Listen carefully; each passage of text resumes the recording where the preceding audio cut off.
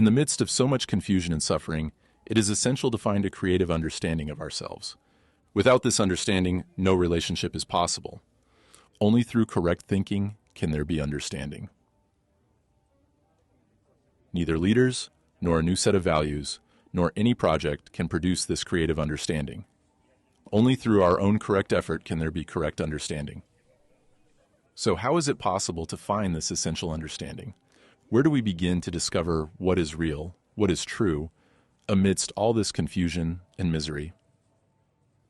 Isn't it important that we discover for ourselves how to think correctly about war, peace, economic and social conditions, and our relationships with others? Before acting, we must know how to think. There is no action without thought. However, most of us act without thinking, and this acting without thinking has brought us to this confusion. Therefore, we need to discover how to think before knowing how to act. We need to find the correct way of thinking. Certainly, there is a difference between correct thinking and conditioned thinking. We may be able to produce thoughts in ourselves, imitatively, but this is not correct thinking. Conditioned thinking is not creative. But when we know how to think correctly for ourselves, in a way that is alive and dynamic, only then is it possible to produce a new culture. During these talks, I would like to develop what seems to me to be the process of correct thinking, so that each one of us can become truly creative and not merely confined to a series of ideas and prejudices. So, how do we begin to discover for ourselves what is correct thinking? Without correct thinking, our actions, our behavior, and our affections have no foundation. Correct thinking is not to be discovered through books, through attending a few lectures, or by simply listening to others' ideas about what correct thinking is. Correct thinking must be discovered by ourselves. It comes with self-knowledge. Without self-knowledge, there is no correct thinking. If you do not know yourself, what you think and feel cannot be true. The root of all understanding lies in understanding oneself. If you can discover the causes of your thoughts and feelings, and from this discovery learn how to think and feel, then there is the beginning of understanding. Without knowing oneself, the mere accumulation of ideas, the acceptance of beliefs and theories, has no meaning. Without knowing yourself, you are always caught in uncertainty, depending on moods and circumstances.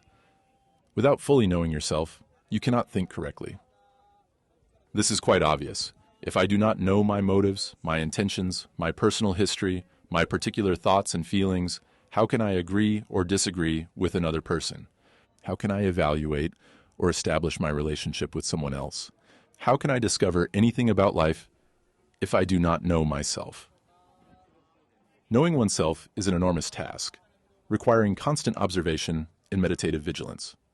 This is our first task, even before the problems of war and peace, economic and social conflicts, or the question of death and immortality. These questions will arise, but in the discovery of ourselves, in the understanding of ourselves, these questions will be answered correctly. Those who are truly serious about these questions must start with themselves, with the goal of understanding the world of which they are a part. If you do not understand yourself, you cannot understand the whole. Self-knowledge is the beginning of wisdom, and it is cultivated through the individual's search for self-understanding. I am not placing the individual in opposition to the mass, to the collective. They are not different from you. The individual is the mass. The individual is the result of the mass, as you will discover if you go deeply into this. Within us lies multiplicity, and the individual is like a stream, constantly flowing, leaving small whirlpools.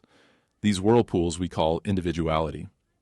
But they are the result of this continuous flow of water.